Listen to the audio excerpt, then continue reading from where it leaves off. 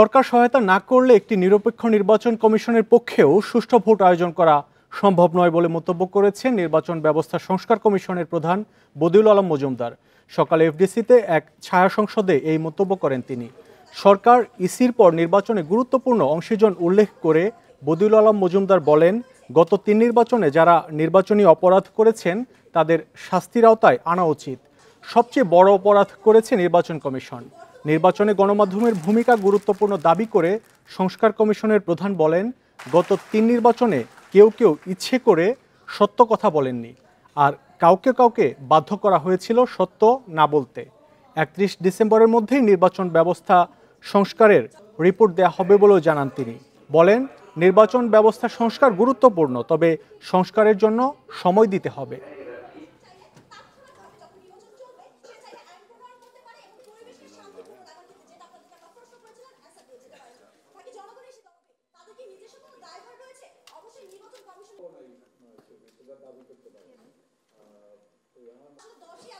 সরকারি কর্মকর্তা কিংবা আইনশৃঙ্খলা রক্ষাকারী বাহিনীর সদস্য, তো যারা যদি সদাচরণ না করে, তারা যদি সঠিকভাবে দায়িত্ব পালন না করে, তারা যদি নির্বাচনকে বিভিন্নভাবে প্রভাবিত করার চেষ্টা করে, তাহলে সবচেয়ে সুষ্ঠু, সবচেয়ে কার্যকর নির্বাচন কমিশনের পক্ষেও, সবচেয়ে শক্তিশালী নির্বাচন কমিশনের পক্ষেও, সবচেয়ে নিরপেক্ষ নির্বাচন কমিশনের পক্ষেও সুষ্ঠু নির্বাচন করা সম্ভব নয়। আইনজীবী সাইফুল ইসলাম হত্যায় জড়িত কাউকে ছাড় দেওয়া হবে না জানিয়ে গুজব নিয়ে সবাইকে সতর্ক থাকতে বলেছেন ধর্ম উপদেষ্টা খালিদ হোসাইন। সকালে চট্টগ্রামের লোহাগড়ায় সাইফুলের কবর জিয়ারত শেষে শান্তি ও সম্প্রীতি বজায় রক্ষায় সবার প্রতি আহ্বান জানান তিনি। অন্তর্বর্তী সরকারকে বিব্রত করতে দেশি বিদেশি তৎপরতার কথা সামনে এনে ধর্ম উপদেষ্টা বলেন, অভ্যন্তরীণ সৌহার্দ্য রক্ষায় সজাগ থাকতে হবে। এ সময় প্রাথমিক ও গণশিক্ষা মন্ত্রণালয়ের উপদেষ্টা অধ্যাপক ডাক্তার বিধান রঞ্জন রায় পোদ্দারও উপস্থিত ছিলেন। পরে সাইফুলের পরিবারের সদস্যদের অর্থ সহায়তা দেন তারা।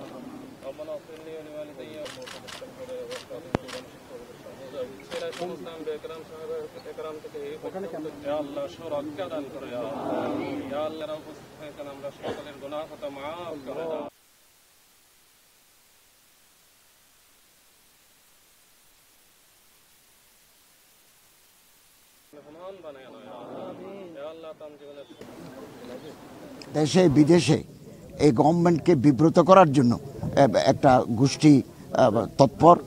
তো আমরা কোনো ক্রমে আমাদের অভ্যন্তরীণ সৌহার্দ্য, সম্প্রীতি, শান্তি, শৃঙ্খলা যাতে বিনষ্ট না হয়, বহাল থাকে, এর জন্য আমাদেরকে অত্যন্ত সজাগ এবং সচেতন থাকতে হবে। দোষী যেই প্রমাণিত হবে আমরা তাকে আইনের আওতায় এনে দৃষ্টান্তমূলক শাস্তি বিধান করব। আইনজীবী সাইফুল ইসলাম আলিফের হত্যাকারীদের বিচারের দাবিতে চট্টগ্রামের জমিয়াতুল ফালাহ মসজিদ থেকে মিছিল বের করেছে হেফাজতে ইসলাম বাংলাদেশ। এ নিয়ে আরও জানাতে চট্টগ্রাম থেকে যুক্ত হচ্ছেন সহকর্মী আব্দুল্লাহ রাকিব। আব্দুল্লাহ রাকিব, মিছিল কখন শুরু হয়েছে আর মিছিলে নেতৃত্ব দিচ্ছেন কারা?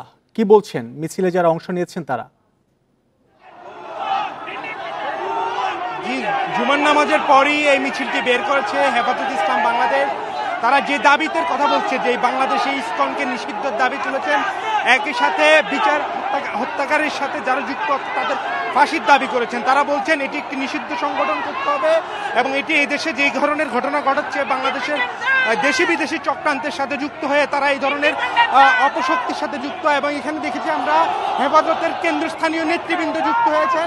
আমরা হারুন ইজাদ থেকে শুরু করে অন্যান্য যারা নেতৃবৃন্দ রয়েছেন, বিভিন্ন আলেম ওলামা, তারাও এই হেফাজতের যে বিক্ষোভ মিছিল এবং প্রতিবাদ সমাবেশ সেটিতে জড়িয়েছেন। তাদের একটাই দাবি যে বাংলাদেশ সরকারের কাছে তারা যে আইনজীবী আদালত চত্বরে যে ঘটনাটি ঘটেছে, অর্থাৎ আইনজীবী সাইফুল ইসলাম আলিফকে যে হত্যাকাণ্ডের ঘটনা হয়েছে, সেই হত্যাকাণ্ডের বিচার দাবি করে ফাঁসির দাবি করেছেন এবং যারা এবং যে ইসকন সংগঠন এটির সাথে যুক্ত তাদেরকে নিষিদ্ধের দাবি জানাচ্ছেন।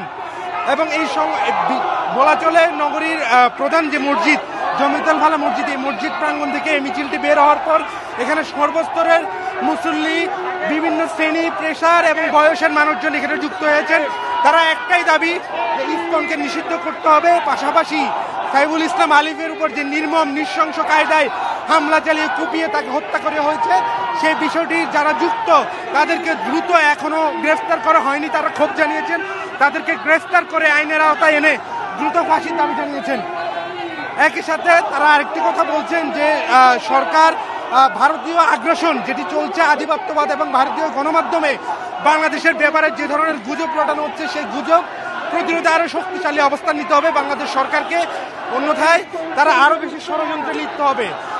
এই মিছিলটি চট্টগ্রামের জামপাড়ার যে জমিতাল ফালা মসজিদ সেখান থেকে শুরু হয়ে সংক্ষিপ্ত একটি সমাবেশ হয়। সেই সমাবেশের পরে সেটি এখন নগরীর জিসি মোড়ে আছে এবং সেখান থেকে 2 নম্বর গেট অভিমুখে গিয়ে সেখানে সমাপ্ত হবে বলে আমাদেরকে জানিয়েছিল এখানে নেতৃবৃন্দরা। এখানে প্রায় 1000 খানেক মানুষ এই মিছিলে যুক্ত হয়েছেন এবং এটি এখন পর্যন্ত আসলে শেষ হচ্ছে না। পুরো পেছনে আমরা যতটুকু দেখছি, যতটুকু চোখ যায়, বিশাল একটি মিছিলে পরিণত হয়েছে এবং বলা চলে মানুষের যে ক্ষোভ, অর্থাৎ যে আদালত চত্বরে যে ঘটনাটি ঘটেছে সেই ঘটনার প্রতিবাদে মানুষের ক্ষোভেরই বিস্ফোরণ বলা চলে আজকের এই মিছিল। এবং সেই মিছিলে হাজারো মুসল্লি জনতা যুক্ত হয়েছেন। তাদের একটাই দাবি যে নিষিদ্ধ যে সংগঠন ইসকন তারা যে কর্মকাণ্ড বাংলাদেশের মাটিতে চালাচ্ছে এবং যে আইনজীবী হত্যাকাণ্ডের সাথে তাদের যুক্ত থাকার প্রমাণ ইতিমধ্যেই গণমাধ্যমে পুলিশের পক্ষ থেকেও জানানো হয়েছে, সেই বিষয়টিকে যাতে আমলে নিয়ে দ্রুত সরকার ইসকনকে নিষিদ্ধ করে সে দাবিটি তারা বারে বারে তুলছেন। একই সাথে তারা বলছেন যে এই হত্যাকাণ্ডের সাথে যারা জড়িত তাদেরকে ফাঁসির দাবিতে দ্রুত নিয়ে আসার জন্য তারা দাবি জানাচ্ছেন। মিছিলটা এখনো চলছে, সেই মিছিলে আমরাও সামিল আছি এবং সর্বস্তরের মানুষ, মুসল্লিরা তারা এখানে যুক্ত হয়েছেন এবং এটি বলা চলে চট্টগ্রামের এই হত্যাকাণ্ডের পরে সর্ববৃহৎ একটি মিছিলে পরিণত হয়েছে। সাধারণ মানুষের ক্ষোভ, যে সে ক্ষোভটির বহিঃপ্রকাশ আমরা দেখছি এই বিক্ষোভ মিছিলে এবং তাদের একটাই দাবি ইসকনকে নিষিদ্ধ করতে হবে। একই সাথে সাইফুল ইসলাম আলিফের হত্যাকাণ্ডের সাথে ইসকনের যেসব সন্ত্রাসীরা যুক্ত তাদেরকে দ্রুত আইনের আওতায় এনে ফাঁসির যে বিচার ব্যবস্থা সেটি যাতে দ্রুত নিশ্চিত করা হয় সরকারের কাছে এবং প্রশাসনের কাছে বারে বারে তারা একই দাবি জানাচ্ছেন। এখানে সর্বস্তরের মুসল্লিরা যুক্ত হয়েছেন। জুমার নামাজের পরে বিভিন্ন মসজিদ থেকেও মুসল্লিরা এই মিছিলে যুক্ত হয়েছেন এবং তাদের একটাই দাবি সাইফুল ইসলাম আলিফের উপর যে নৃশংস নির্মম কায়দায় হত্যাকাণ্ড এবং কুপিয়ে যে ঘটনা ঘটিয়েছে সেই ঘটনায় যারা জড়িত তাদেরকে যাতে দ্রুত বিচার।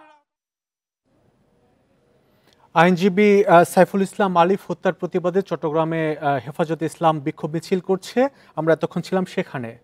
আমরা এখন যাচ্ছি জাতীয় মসজিদ বাইতুল মোকাররমেও জুমার নামাজের শেষে বিক্ষোভ করছে হেফাজতে ইসলাম সহ বিভিন্ন সংগঠন। আমরা সরাসরি চলে যাচ্ছি সেখানে।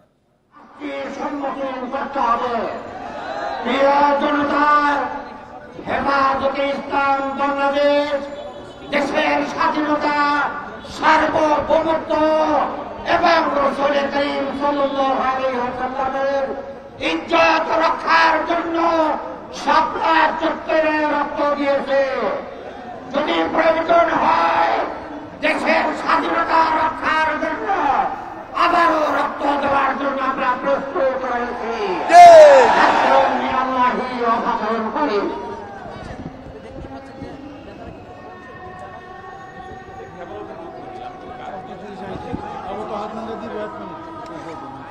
এই মুহূর্তে বক্তব্য রাখবেন আমাদের মাঝে, এই মুহূর্তে বক্তব্য রাখবেন বিশিষ্ট ইসলামী আলোচক জনাব আবু তোহা আদনান।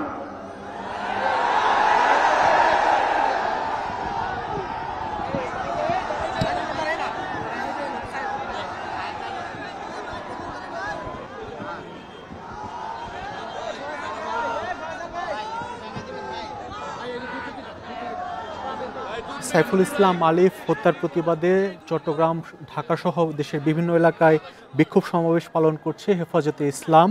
আমরা এই মুহূর্তে আছি জাতীয় মসজিদ বাইতুল মোকাররমের উত্তর গেটে। সেখানে হেফাজতে ইসলামের ব্যানারে বিক্ষোভ সমাবেশ অনুষ্ঠিত হচ্ছে। সেখানে বক্তব্য রাখছেন হেফাজতে ইসলাম সহ বিভিন্ন আলেম সমাজের নেতারা।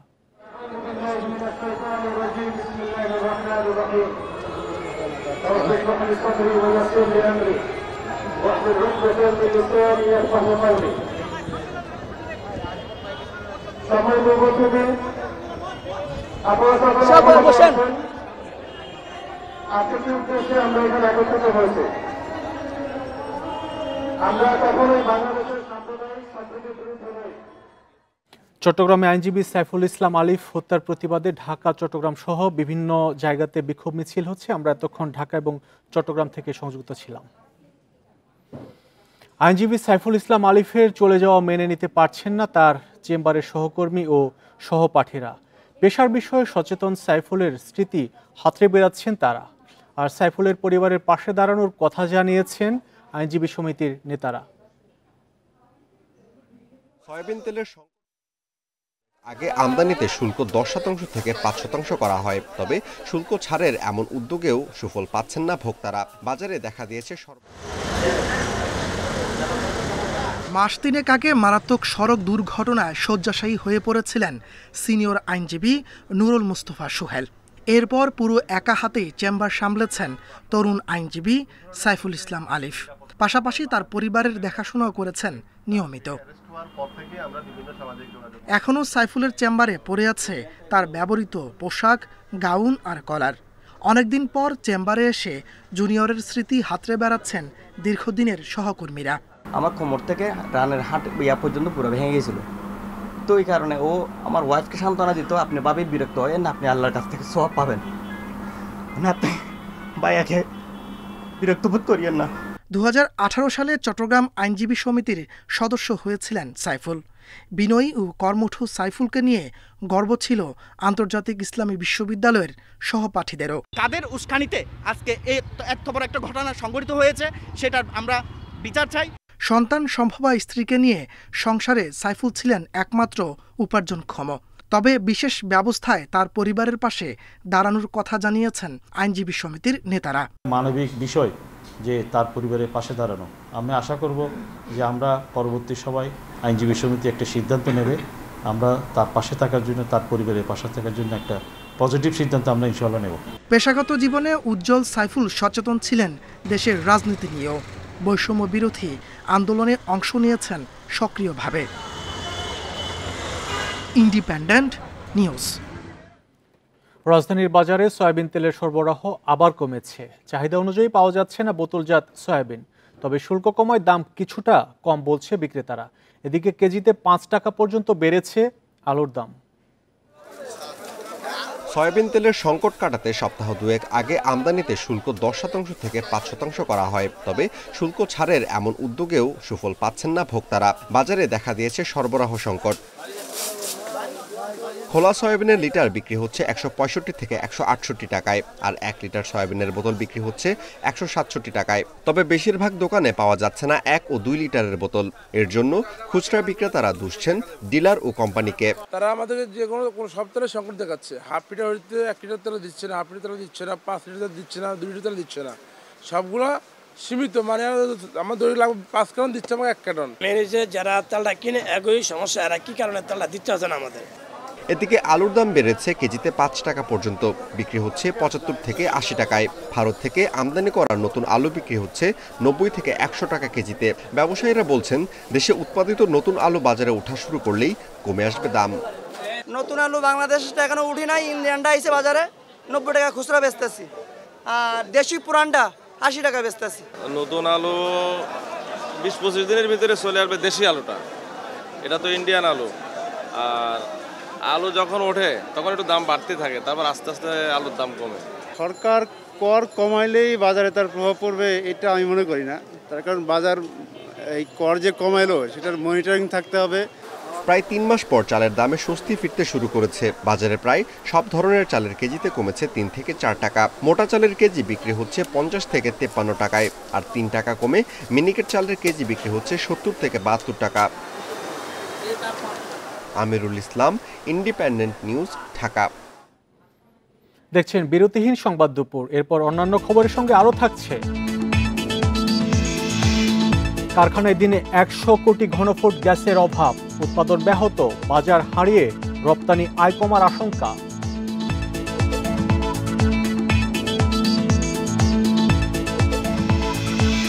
রাজশাহী নগরীর ফুটপাতের স্ল্যাব, সড়কবাতি চুরির হিড়িক, নিষ্ক্রিয় প্রশাসন।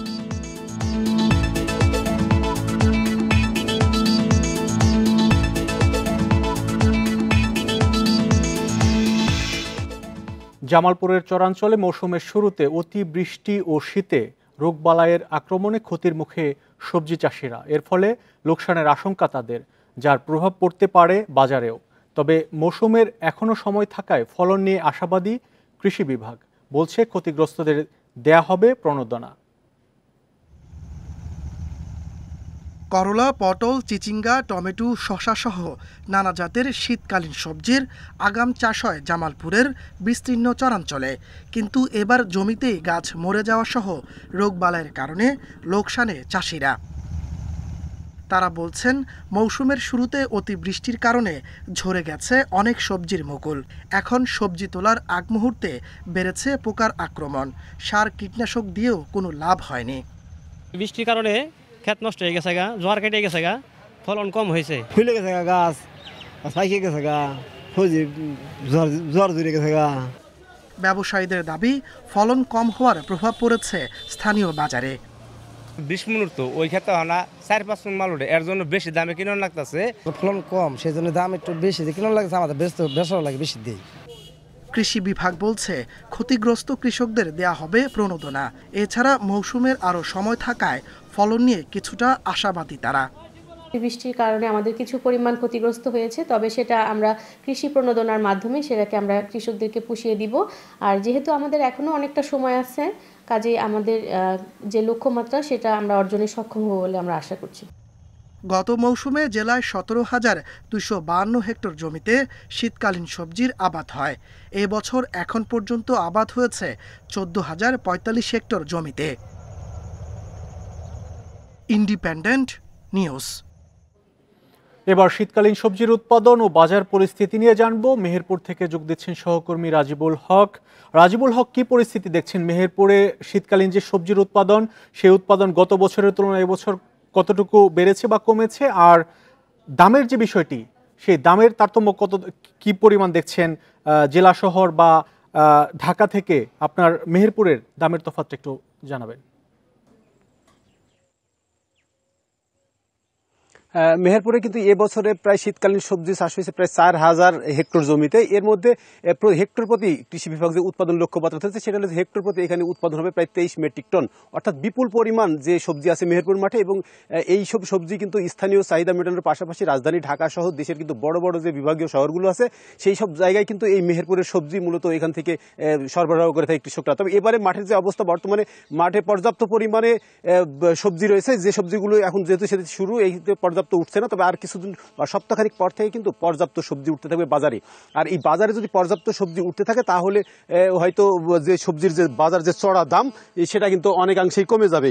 বিশেষ করে জেলা শহর থেকে এখান থেকে ব্যবসায়ী যারা আছে, তাদের দাবি যে আমাদের মেহেরপুর থেকে যে ঢাকা বা চট্টগ্রামে যেসব সবজিগুলো যায়, এখানে অধিকাংশ সময় মূলত যে দামে কিনে সেই কিনা শুধুমাত্র গাড়ি ভাড়ার জন্য বা পরিবহন খরচের জন্য কিন্তু সেই জিনিসটা দাম বেড়ে যায়। আর জেলা শহর থেকে শুরু করে উপজেলা শহর পর্যন্ত যেখানেই যাই না কেন, শীতকালীন সবজির উৎপাদন এবং দাম নিয়ে মেহেরপুর থেকে জানাচ্ছিলেন সহকর্মী রাজিবুল হক। জ্বর, কাশি ও ডায়রিয়া আক্রান্ত শিশু রোগী বেড়েছে আবহাওয়া পরিবর্তনের এই মৌসুমে। শিশু হাসপাতালের বহির্বিভাগে চিকিৎসা নেওয়া রোগীর সংখ্যা অন্য সময়ের তুলনায় প্রায় দ্বিগুণ। শিশুদের রোগ প্রতিরোধ ক্ষমতা কম হওয়ায় নিউমোনিয়া, অ্যাজমার মতো মারাত্মক রোগ থেকে বাঁচাতে শিশুদের বিশেষ যত্নের পরামর্শ চিকিৎসকদের। আগারগাঁওয়ের বাংলাদেশ শিশু হাসপাতাল ও ইনস্টিটিউটের 2 নম্বর ওয়ার্ডে ভর্তি 6 মাসের শিশু তাহসিন। জ্বর ও ডায়রিয়ায় আক্রান্ত হয়ে 6 দিন আগে জামালপুর থেকে এই হাসপাতালে ভর্তি হয়। একই হাসপাতালের 1 নম্বর ওয়ার্ডে চিকিৎসাধীন ভোলার আয়াত রহমান। তীব্র জ্বর ও বমি না কমায় ভর্তি করা হয় এই হাসপাতালে। চিকিৎসকরা বলছেন, ঋতু পরিবর্তনের এ সময়ে বাতাসে জীবাণুর ঘনত্ব বেশি থাকে। ছোট্ট শিশুদের রোগ প্রতিরোধ ক্ষমতা কম হওয়ায় অন্য সময়ের তুলনায় হাসপাতালে রোগীর সংখ্যা বেড়েছে। কাশি, সর্দি এবং ঠান্ডাজনিত রোগ বেড়ে গেছে। এই ঠান্ডাজনিত রোগ বেড়ে যাওয়ার কারণে কিছু কিছু বাচ্চা তখন এখান থেকে নিউমোনিয়া টার্ন করে, এবং অথবা বঙ্কিওলাইটিস একটা রোগ আছে আমাদের, অথবা যাদের অ্যাজমা আছে তাদের শ্বাসকষ্টের সময় বেড়ে যায়, তখন তাদের ভর্তির প্রয়োজন হয়ে যায়। শীতের এ সময়ে অভিভাবক যেন সন্তানের গোসলের পাশাপাশি গরম কাপড় পরানোর ক্ষেত্রেও সতর্ক হন, এ পরামর্শ বিশেষজ্ঞ চিকিৎসকদের। এই সময় একটু বাড়তি যত্ন খুবই প্রয়োজন। 10-12 টুকরা করে শুকনা সুতির কাপড় যদি বাচ্চার আশেপাশে রেখে দেওয়া যায়, প্রতি ঘন্টায় না হলেও 2-3 ঘন্টা পরপর শুকনা পাতলা সুতির কাপড় দিয়ে মাথার পিছনটা পিঠটা একটু মুছে দেওয়া যায়, তাহলে কিন্তু বাচ্চার ঘাম জমে গিয়ে আর ঠান্ডা লাগার সম্ভাবনা থাকে না। আমরা এই ভুল করি, ঠান্ডা কমে গেলে পানি কমাই দিই, কিন্তু যখন পানি খেতে হয় তারপরে একটু স্বাস্থ্যকর খাওয়া, ভিটামিন সমৃদ্ধ খাওয়া, ভিটামিন সি, মাল্টিভিটামিন সমৃদ্ধ খাওয়া একটু বেশি খেতে হয়, তাহলে একটু আমাদের আক্রমণটা কম হবে। বাংলাদেশ শিশু হাসপাতাল ও ইনস্টিটিউটের তথ্য বলছে, অন্য সময়ে প্রতিদিন বহির্বিভাগে চিকিৎসা নেওয়া 1000 রোগীর মধ্যে জ্বর, ঠান্ডা বা নিউমোনিয়ায় রোগী আসে 140 থেকে 150, কিন্তু নভেম্বরে এ ধরনের রোগীর সংখ্যা 300 ছাড়িয়েছে। Buddhadeb Kundu, independent news, Dhaka. টাইফয়েডের জীবাণুতে অ্যান্টিবায়োটিক প্রতিরোধী জিন পেয়েছে চট্টগ্রাম বিশ্ববিদ্যালয়ের গবেষকরা। এগুলো মানুষের শরীরের অন্য ব্যাকটেরিয়ার জিনগত পরিবর্তন ঘটাতে পারে বলে শঙ্কা গবেষকদের। অনুসন্ধানে পাওয়া বেশিরভাগ সালমোনেলা জীবাণু অ্যান্টিবায়োটিক রোধী। চট্টগ্রামের হাসপাতাল, রেস্তোরাঁ আর বাসা থেকে নেয়া 150 পানির নমুনা নিয়ে এই গবেষণা হয়েছে। খাবার পানিতে জীবাণু শনাক্তে 2022 সাল থেকে গবেষণা শুরু করেন চট্টগ্রাম বিশ্ববিদ্যালয়ের শিক্ষক শিক্ষার্থীরা। এরই অংশ হিসেবে বিশ্ববিদ্যালয় এবং শহরের 150টি উৎস থেকে নমুনা নেওয়া হয়।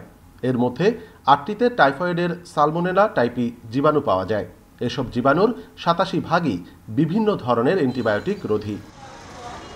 গবেষকরা জানান, বেশিরভাগ নমুনায় 4 ধরনের অ্যান্টিবায়োটিক প্রতিরোধী জিন শনাক্ত করেছেন তারা। এগুলো মানুষের শরীরে ঢুকলে অন্য ব্যাকটেরিয়াকেও জিনগত পরিবর্তন ঘটাতে পারে।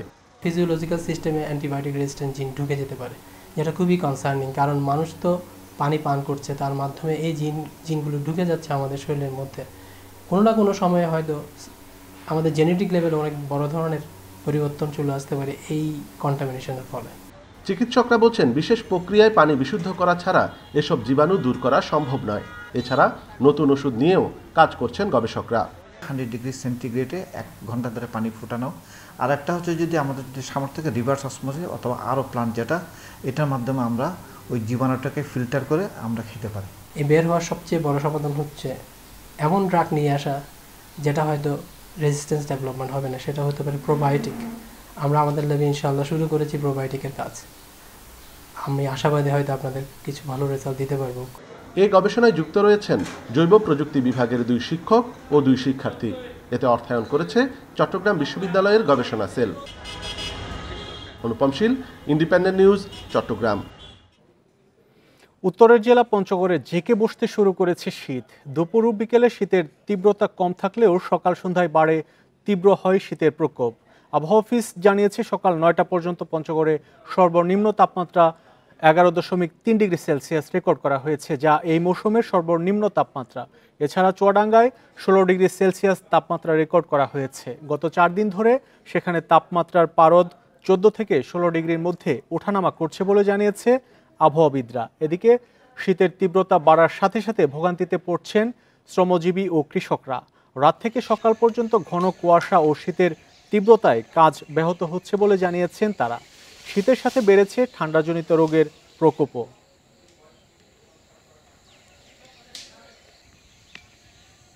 হঠাৎ করে ঠান্ডা পড়ছে, আমরা গাড়ি মাড়ি চালাতে পারতেছি না, বেকায়দা ঠান্ডা, হাত মাথা অবাস হয়ে যাচ্ছে। শীতে বাইরে বেড়াইলেও যাচ্ছে না, খুব ঝামেলা আছে, কাজ কাম করা যাচ্ছে না, মাঠে ঘাটে চলা যাচ্ছে না, রাস্তাঘাটে চলা যাচ্ছে না, খুব সমস্যার ভিতরে আমরা পড়ে গেছি।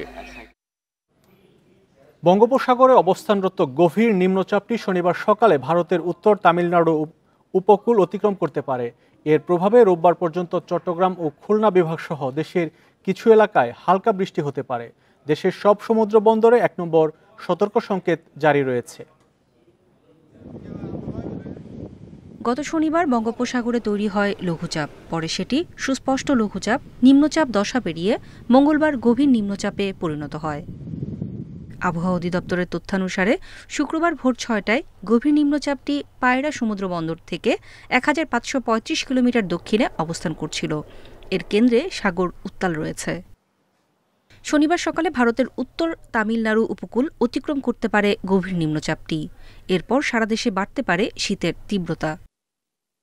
2 দিন ধরে যে তাপমাত্রা যে একটা কমার ছিল সেটা থমকে গেছে। তাপমাত্রাটা 2 দিন কমবে না ওইভাবে, রাতে তাপমাত্রাটা কিছুটা বাড়বে, অর্থাৎ দিনের তাপমাত্রাটা কিছু কমতে পারে। তবে যখন এই গভীর নিম্নচাপটা পুরোপুরি উপকূল অতিক্রম করে যাবে, যাওয়ার পরে কিন্তু আপনার তাপমাত্রাটা কমবে এবং সারা দেশে তাপমাত্রাটা কমবে এবং শীতের প্রকোপটা সে সময় বাড়বে। ডিসেম্বর একাধিক শৈত্যপ্রবাহেরও আশঙ্কা রয়েছে বলে জানিয়েছেন আবহাওয়াবিদেরা। শৈত্যপ্রবাহ যেহেতু আমাদের নভেম্বর মাস শেষে ডিসেম্বর জানুয়ারি এই সময় তো শীতের তীব্রতাটা বাড়বে এবং সেক্ষেত্রে শৈত্যপ্রবাহের সম্ভাবনা আছে এবং এটা থাকবে। সবকিছু বিবেচনা করে অ্যানালাইসিস করার পর হয়তো আমরা বলতে পারি শৈত্যপ্রবাহটা ডিসেম্বর মাসে কয়টা শৈত্যপ্রবাহ হবে এবং এটা কি অবস্থা কবে থেকে শুরু হবে, এই জিনিসটা আমরা রবিবারে হয়তো এটা ভালোভাবে বোঝা যাবে। তবে ডিসেম্বর মাসে শৈত্যপ্রবাহ আসবে। এদিকে আগামী 2 দিন সারা দেশে রাতের তাপমাত্রা সামান্য বাড়লেও কমতে পারে দিনের তাপমাত্রা। শুক্রবার ভোর 6টা পর্যন্ত 24 ঘন্টায় দেশের সর্বনিম্ন তাপমাত্রা রেকর্ড করা হয় তেঁতুলিয়ায় 11.3 ডিগ্রি সেলসিয়াস। নূরে জান্নাত, ইন্ডিপেন্ডেন্ট নিউজ, ঢাকা। পর্যাপ্ত ডলার ও গ্যাস সংকটে হুমকিতে দেশের সিরামিক খাত। এ খাতের প্রতিষ্ঠানগুলোর উৎপাদন কমে গেছে অর্ধেকের বেশি। এতে দৈনিক ক্ষতির পরিমাণ প্রায় 20 কোটি টাকা। লোকসানে পড়ে ব্যবসা গুটিয়ে নিচ্ছেন অনেক উদ্যোক্তা। শিল্পকে টিকিয়ে রাখতে সরকারকে কার্যকরী পদক্ষেপ নেওয়ার তাগিদ দিচ্ছেন বিশেষজ্ঞরা। সিরামিক খাতে দেশি বিদেশি বিনিয়োগ প্রায় 17,000 কোটি টাকা। যদিও দীর্ঘদিন ধরে গ্যাস সংকটে হুমকির মুখে পড়েছে এই খাত। পূর্ণ সক্ষমতা ব্যবহার করতে না পারায় এ খাতের 70টি প্রতিষ্ঠানের 50% উৎপাদন ব্যাহত হচ্ছে। ঢাকা, গাজীপুর, ময়মনসিংহ ও নরসিংদীতে 25টির মতো সিরামিক কারখানায় গত কয়েক মাস ধরে পর্যাপ্ত গ্যাস নেই। পণ্যের গুণগত মান ধরে রাখতে সিরামিক কারখানাগুলোতে সাধারণত প্রতি বর্গ ইঞ্চিতে 15 পাউন্ড গ্যাসের চাপের প্রয়োজন হয়। পাওয়া যাচ্ছে এর অর্ধেক। অন্যদিকে আন্তর্জাতিক বাজারে কাঁচামালের দামও বেড়েছে 40% পর্যন্ত। ফলে নানামুখী সংকটে ব্যবসা চালাতে হিমশিম খাচ্ছেন উদ্যোক্তারা। ফ্যাক্টরিগুলো বন্ধ আছে, 50% প্রোডাকশন কমিয়ে দিয়েছে, কিন্তু সেটা আমরা মেনে নিচ্ছি। কিন্তু কতদিন এটা চলবে? যারা কাজ করতো তারা আজকে ওদের কাজ নেই, তাদের কথা আপনারা চিন্তা করতে হবে। আমরা যারা আমরা বলতেছি আমরা মালিক, আসলে তো আমরা মালিক না, আমরা ব্যাংক থেকে টাকা নিয়েছি। আমরা আসলে দিনকে দিন ঋণগ্রস্ত হচ্ছি। এদিকে ডলার সংকটে ঋণপত্র খুলতে ব্যাংকে ব্যাংকে ঘুরতে হচ্ছে উদ্যোক্তাদের। তাই এখাতে পর্যাপ্ত জ্বালানি ও ডলার সরবরাহ নিশ্চিতে নতুন নীতিমালা তৈরি করে আর্থিক সহায়তা দেওয়ার পরামর্শ দিচ্ছেন বিশ্লেষকরা। ন্যাচারাল গ্যাসটা এটা একটা আমরা যেটাকে বলি র মেটেরিয়াল, হ্যাঁ, র মেটেরিয়াল। সো র মেটেরিয়াল প্লাস এনার্জি, হ্যাঁ, তার মানে এটা সাংঘাতিক ইম্পর্টেন্ট তাদের জন্য। সরকার তাদেরকে গ্যারেন্টি দিয়েছিল তাদেরকে গ্যাস দেবে, তখন এখন একটা সরকারের দায়িত্ব থেকে যায় যে এগুলাকে, এই ইন্ডাস্ট্রিগুলোকে কিভাবে বাঁচানো যায়। 2024-25 অর্থ বছরের 4 মাসে সিরামিক খাতে রপ্তানি হয়েছে $1,24,00,000 মতো। আগের অর্থ বছরের একই সময়ের তুলনায় যা 6% বেশি। Amirul Islam, independent news, Dhaka. দেখছেন বিরতিহীন সংবাদ দুপুর। এরপর অন্যান্য খবরের সঙ্গে আরও থাকছে, জেলেনস্কিকে সরানোর ছক কষছে যুক্তরাষ্ট্র, দাবি রুশ গোয়েন্দাদের। চলছে ভিন্ন নির্বাচনী ধারণা প্রতিষ্ঠার চেষ্টা।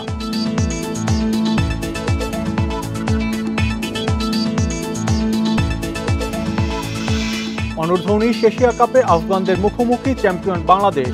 জোড়া 50-তে বড় সংগ্রহের পথে টাইগার যুবারা।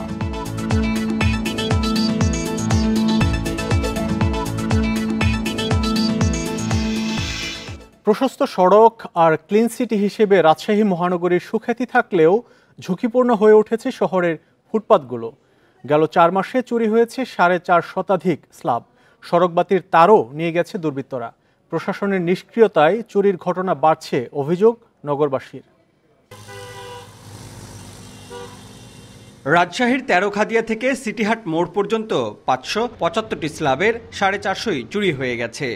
মাদকসেবীরা রাতের অন্ধকারে এগুলো নিয়ে যাচ্ছে, পরে বিক্রি করে দিচ্ছে ভাঙাড়ির দোকানে।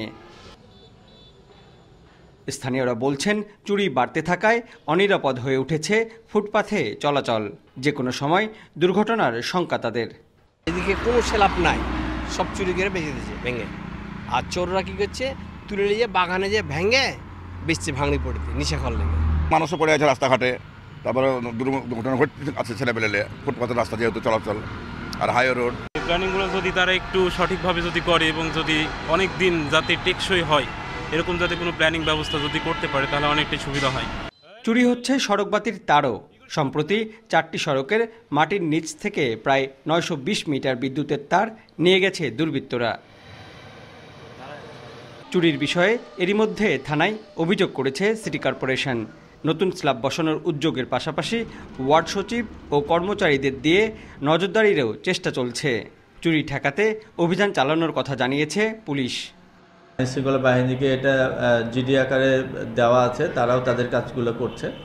এরকম চুরি শহরে হচ্ছে, আমাদের স্থাপনাগুলি অনেকটা মনে হচ্ছে যে চোরদের একটা স্বর্গরাজ্যের মতো অবস্থা।